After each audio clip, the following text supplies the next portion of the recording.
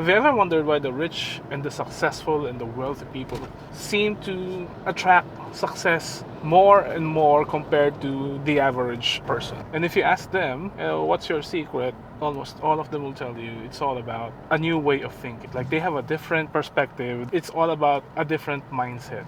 I'm going to share with you 7 mindset shifts that are guaranteed to turn you into a success magnet. You don't need to do all of them, even just take one of them, and it will turn you into a success magnet. But doing all 7 of them will make it much faster for you.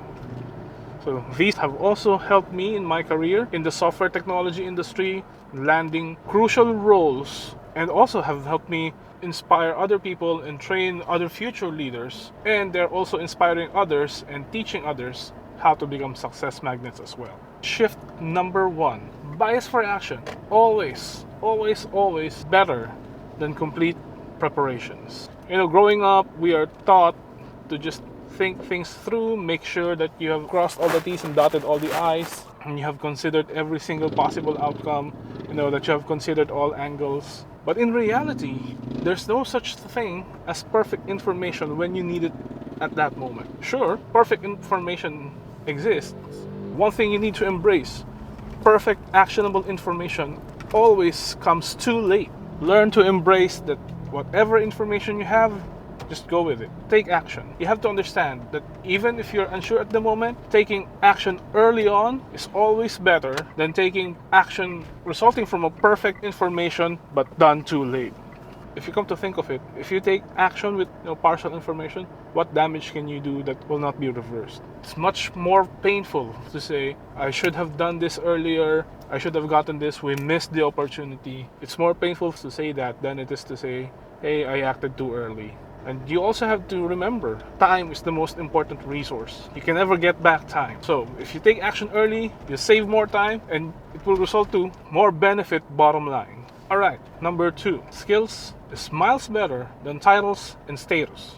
14 years ago, I was managing the local operations center of an information solutions provider from the UK. And at the time, I had 100 associates working under me. And I was looking for supervisors who I will promote from within the team. And interestingly enough, all of the candidates that I was interviewing, when I asked them, why do you want this position? They say, when I get the title, I will be able to learn the skills needed in order for me to function as a leader, in order for me to take care of the associates. Having this position will enable me to take my performance to the next level and help take the business to the next level. I found that weird, because you should flip the script. If you want to get promoted, you should collect skills. You should acquire all the skills needed first before you apply for the role. In fact, a surefire way of getting promoted is for you to demonstrate that you have the skills and that you're able to work at the scope that they need you to work in.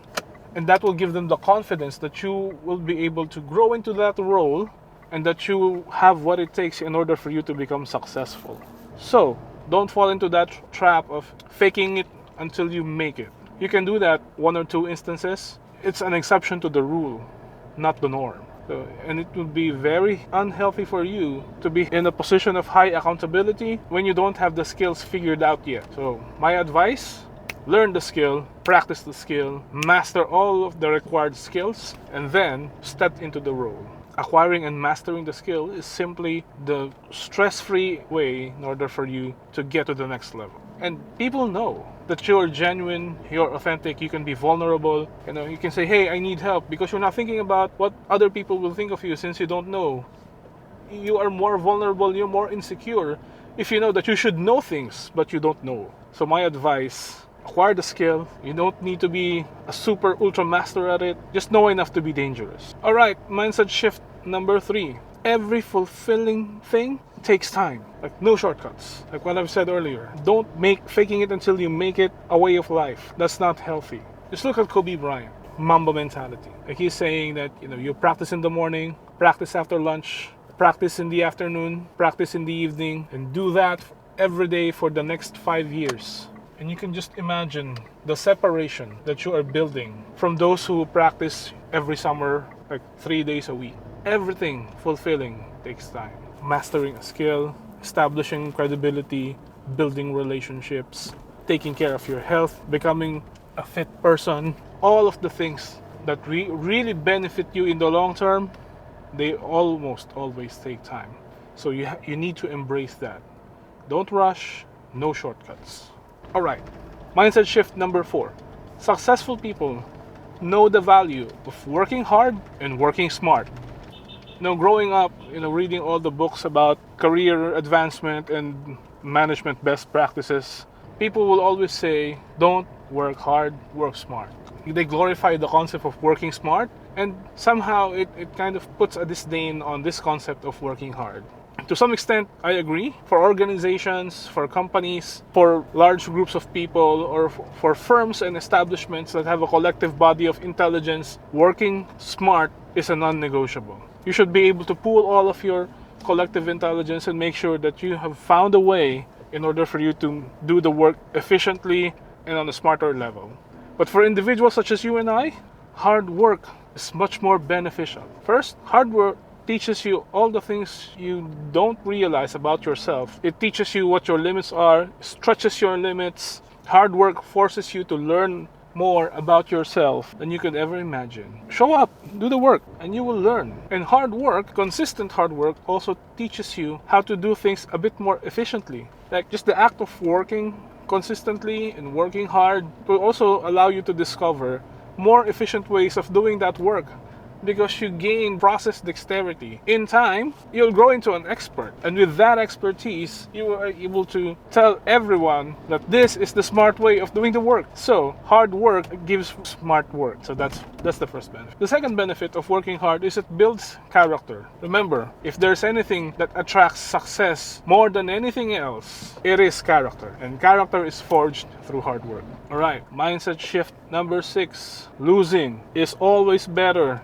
than not trying. Failure will always be better than quitting halfway. And that's because when you do something, when you expend all your resources, all your time, and devote all your energy, again, when you do the hard part, when you do the hard work, when you do the heavy lifting, there's always two options there. First is you succeed. The second is you learn. So if you fail to hit the target, if you fail to meet the deadline, there's always that silver lining. And it's always beneficial for you because you either succeed, which fuels your confidence, you learn the right way of doing things. Hey, I haven't experienced this before, but now I've successfully completed it. And it tells you a lot, but when you fail, it teaches you even more. Like, failure is always a better teacher than success. So don't be afraid to try and fail. Trying and failing and losing is always better than not trying at all or quitting halfway.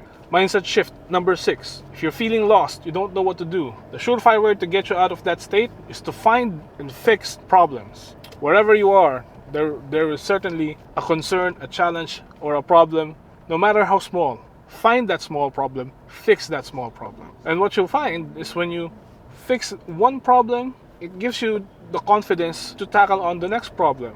And more often than not, when you fix a problem, people will point you to the next problem for you to fix. Like this, that's just human nature. Oh, this guy knows how to fix this. Hey, maybe you can help me with this one. So, and if you are facing a really complex problem, like divide it into chunks and take bites of it. Like, see if there's an aspect of that problem that you can solve, no matter how small. Take it piece by piece or solve it piece by piece. And then eventually you'll find yourself solving half of what that complex problem was. And it will be a big boost to your confidence as well. A big boost to the way people look at you and the trust that you earn because of helping them.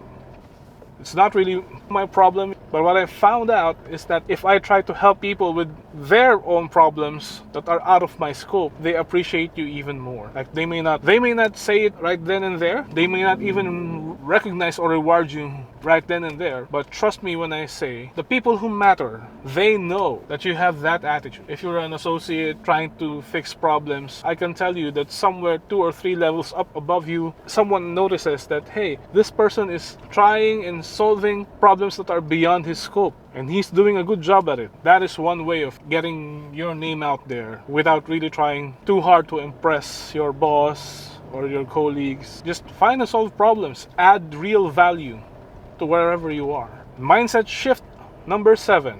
There is no such thing as a participation trophy. You do the hard work, you solve problems beyond your scope, you help everyone, no shortcuts, just pure effort in adding value. And you recognize that not all of your efforts will be noticed at first. Just because you are doing the thing doesn't entitle you to recognition. If you feel like you're being shortchanged, ask yourself, have I given value commensurate or enough value commensurate to this thing that I think I'm entitled to? If I think that I am deserving of something and I'm being deprived of that something, that is what I ask myself. I ask myself, have I done anything of commensurate value in order for me to demand this recognition, this benefit, or this thing that I think I'm entitled to? For example, if you bought a plane ticket and if you're not able to get to your seat, then you have the right to demand that which you're entitled to, because you've given commensurate value, and that's the price of admission, the ticket itself. But in other cases, like, I should be the one who's being recognized because of all the effort, this and this and this. That is the time that I tell myself, if I didn't provide actual value, if I didn't help the team, then I have no right to demand recognition. Or even if I get recognized, I would almost always give credit to where credit is due. No participation trophy. If I did not do the lion's share of the work, I will give that praise to the one who did the heavy lifting. That's just how life is. Just because you sign up for a seller account in Amazon does not mean that you will earn money right away. The customers will want to work with sellers who they trust, and you build that trust over time. Work for that trust. You establish that relationship. You keep good on your word. You keep providing good value. You're doing the work, and therefore you get recognized and you make money. And that's just how the world works. Now, like I've said, you don't need to do all 7 of them right now. Like, you can start with the first, and then a couple of months after, you can start embracing the second, and then down the line, the third, the fourth, the fifth. But it just makes it much faster for you to become a success magnet if you embrace all 7 and you work on doing all of the 7. But there are days, even when you have the right mindset, you're still feeling you don't want to get up, or you just want to chill or rest. You feel like you're too tired, or you feel like you're not in the mood, you're not motivated. And if that's the case, then click on the card that's on screen right now for a video where I share the most effective, surefire way to let you win against feeling lazy. So as always, take care and see you on the next video.